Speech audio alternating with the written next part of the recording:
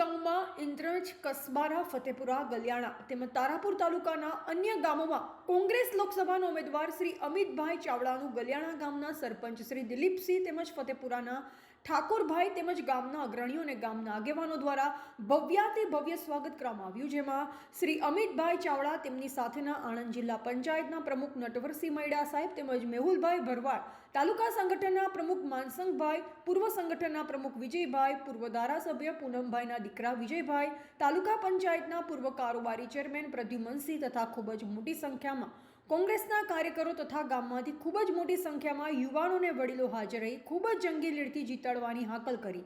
તેમજ દિલીપસિંહ સરપંચ દ્વારા અમિતભાઈ ચાવડાને રજવાડી પાઘડી તેમજ ગામના આગેવાનો દ્વારા ફૂલહારથી સન્માન કરવામાં આવ્યું. રિપોર્ટર નાસિર ખલીફા, ગલિયાણા, તારાપુર.